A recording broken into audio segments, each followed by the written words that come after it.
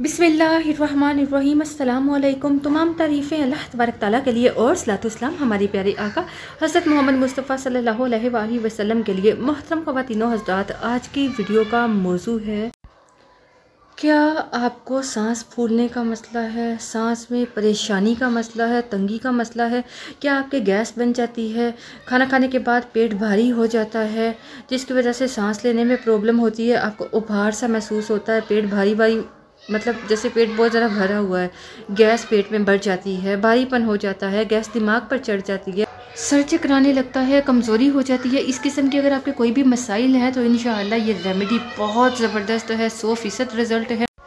जिस्म थका थका रहता है, बहुत ज़्यादा थकावट हो जाती है, जिस्मानी थकावट हो जाती है, परेशानी का सामना करना पड़ता है, मेडिसिन यूज़ करने के बावजूद अफाका नहीं हो रहा, तो बहुत ज़बरदस्त छोटी सी रेमेडी है, यूज़ कीजिए, इंशाल्लाह फ़ायदा होगा। सांस फूलने का मसला ठीक हो जाएगा, जिस्मानी दर्दें ठीक होंगी और मैदे के मसाइल ठीक हो जाएंगे। ऐसी ज़बरदस्त ये रेमेडी है, बेहद फ़ायदेमंद है। मैदे के मसाइल ठीक होने के साथ साथ गैस, बादी, तफ़खीर का मसला हल हो जाएगा। गैस जब दिमाग पर चढ़ती है तो सर चकराने लगता है, ठीक है, और जब सीने में जलन का मसला होता है मैदे की वजह से तो सांस में रुकावट का मसला आ जाता है। ये सब मसाइल ठीक हो जाएंगे इस एक रेमेडी से। तो नोट करिए ये रेमेडी क्या है। ये रेमेडी बहुत सस्ती दो चीज़ों पर मुश्तमिल है और वो दो चीज़ें हैं, एक है देसी अजवाइन।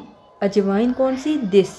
देसी अजवाइन। दूसरी चीज़ आपको चाहिए सफ़ेद ज़ीरा। सिर्फ़ और सिर्फ इन दोनों चीज़ों को हम वज़न लेकर रख लीजिए, मिक्स कर लीजिए और सुबह दोपहर शाम खाना खाने के आधा घंटा बाद आप आधा छोटा चाय की जो चम्मच है इसकी फांक लीजिए, चबा कर खा लीजिए। इंशाअल्लाह इसके इस्तेमाल से ये सारे मसले ठीक हो जाएंगे, जिस्मानी दर्दें ठीक हो जाएंगी, सांस लेने का जो, सांस फूलने का जो मसला है, उपहारपन का जो मसला है, ये सब ठीक हो जाएगा।